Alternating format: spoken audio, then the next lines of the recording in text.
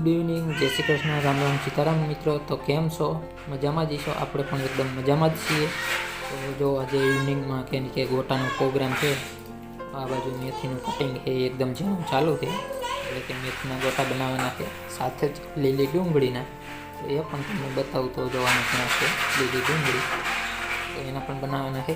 તો વિડીયોમાં બિના રહીજો, આગળ આપણે તમને બતાવશું કેટલા પ્રકારના આપણે ભજીયા બનાવવાના છે, એટલે કે ગોટા પણ કહે એ ભજીયા પણ કહે. તો મેથીને બનાવીને ગોટા. ને આ બાજુ આપણે લીલા બેન જો એના રમકડા તમે જોઈએ કહો, કારણ કે પાણીની જે બોટલ થઈ એમાં થોડાક કાંકરા નાખી દીધા એટલે ખખડે, તો ખખડાઈ રાખીને હવે જો આપણે વિડીયો લેવા માટે આવ્યા એટલે એને જોઈ કે મોબાઈલ, તો એ આપણી પાછળ કારણ કે હાલવાનું ચાલુ કરી દીધું. તો ચાલો થોડાક ટાઈમ પછી આપણે મળી તમને ફરી પાછા.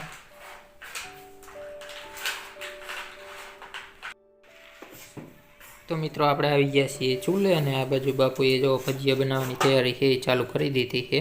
તમને અહીંયા ઘણી વસ્તુ પણ બતાવું. બે વસ્તુ અત્યારે તૈયાર થઈ ગઈ જે આપણે આગળ વાત કરી હતી એ, ને હજી એક વસ્તુ બાકી છે તો એ પણ આગળ આપણે તમને બતાવશું.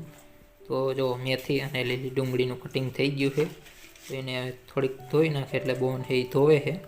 ને બાપુ હેલ બાજુ ચણાનો લોટ લઈ અને એમાં જે વસ્તુ એડ કરવાની હોય એ બધી વસ્તુ એડ કરે છે. ને હજી એમાં જે આપણે કટિંગ કર્યું મેથી એડ કરવાની છે, તો સ્વાદ પ્રમાણે નમક એડ કરી દીધું. ને હવે જે ભજીયું થોડુંક ફૂલાય એટલા માટે થોડાક પ્રમાણમાં ખારો કહીએ અમે, તમે શું કહો એ આપણને કમેન્ટમાં જણાવજો.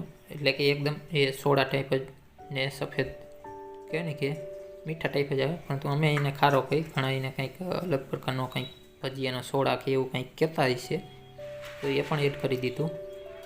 ને આપણે મેથી કટિંગ કરી હતી એ, તો એ બધું એકદમ મિક્સ કરી લઈ ને પછી ભજીયા બનાવવાનું છે એ કામ થાય સ્ટાર્ટ.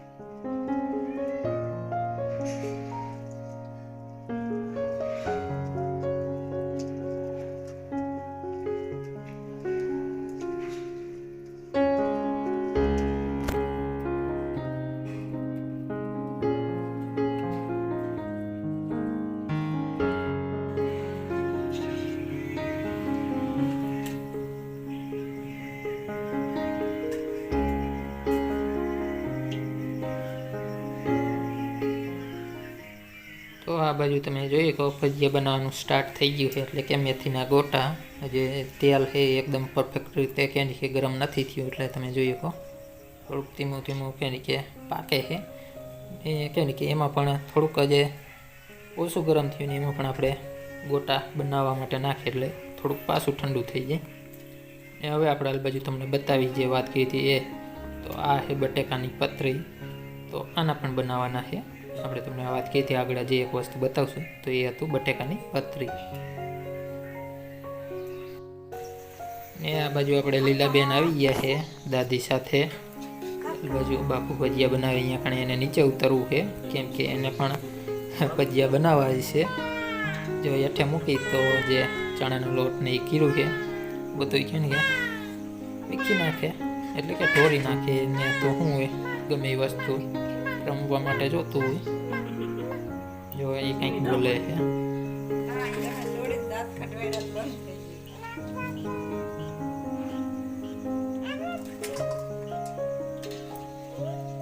બાપા બાપા ના બોલતી હતી.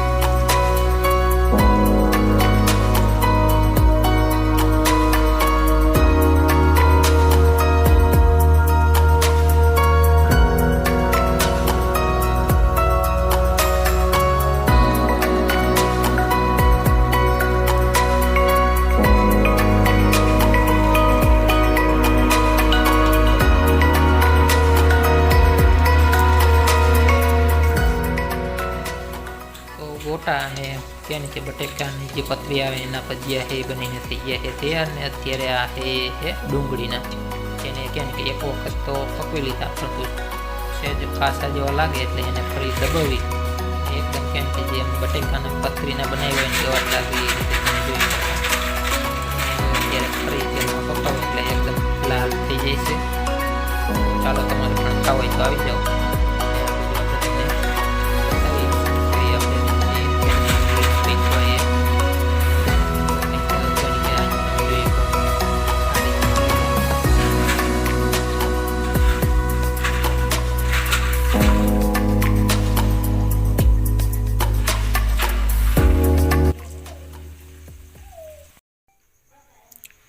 તો ચૂલે ભજીયા બનાવવાનું કામ ચાલુ છે ત્યાં સુધીમાં આપણે હાલ બાજુ કેની કે ચટણી બનાવવાની છે. તો આ ચટણીનો જે મસાલા હોય એ આપણે લઈ આવ્યા ને આમાં જે બનાવવાની રીત છે એ બધું લખેલું છે. આ તો ગ્લાસ જેવું પાણી ને એ તો આપણે 2 પેકેટ છે એટલે 1 ગ્લાસ પાણી લઈ લીધું છે. ને હવે આમાં જે પ્રમાણે લખ્યું એ પ્રમાણે આપણે એડ કરી દઈ ને બનાવી ભજીયા સાથે ખાવા માટે ચટણી. તો ચાલો પાણી ગરમ થઈ ગયું, આપણે એને એડ કરી દઈ.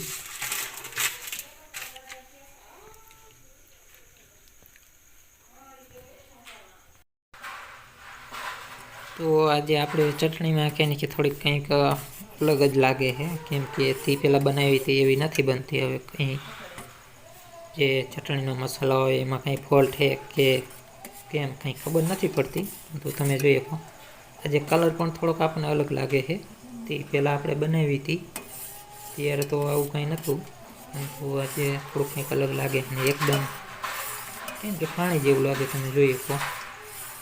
બાકી તો આપણે પાણી જે પેકેટમાં લખ્યું હતું 1 પેકેટમાં અડધો ગ્લાસ, તો આપણે 2 પેકેટ હતા એટલે 1 ગ્લાસ પાણી લીધું હતું. તો એ જોઈએ બની નહીં, હવે થોડીક વાર જોઈએ આગળ. તો જુઓ મિત્રો 10-15 મિનિટ જેવું થઈ ગયું, પરંતુ તો એ જે કંઈ કેમ કે થયું નથી. થોડીક વાર ઠરવા દઈને પછી જોઈ તો ખબર પડે કે પરફેક્ટ બની છે કે નહીં. આજે કાંઈ ચટણીમાં કાંઈ છે નહીં, તમે જોઈ શકો હોય એકદમ કેમ કે એકદમ પાણી જેવું જ છે. કેટલી વાર આપણે પકવી ને કલર પણ આજે તો કલરથી જ આપણને ખ્યાલ આવી ગયો હતો, કેમ કે કલર જ આખો કેમ કે એવો હતો. એટલે ત્યારથી જ એવું હતું કે તો આજે કંઈક લોચો થઈ ગયો છે મસાલામાં. તો ચાલો મિત્રો ભજીયા પણ અહીંયા બની ગયા છે, તો એને આપણે લઈ જઈએ ઓસરીમાં. તમારે પણ ખાવાય તો આવી જાઓ, ફરી આપણે બધા મિત્રોને કહી દઈ.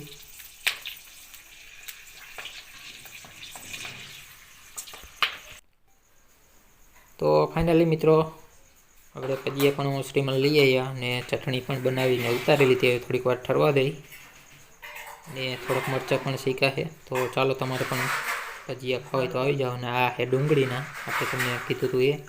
આ બાજુ છે મેથીના ગોટા, આ છે આપણે ચટણી બનાવી એ, ને આમાં છે લીલા મરચાં. તો ચાલો આપણે પણ ગોટા ખાઈ લઈ.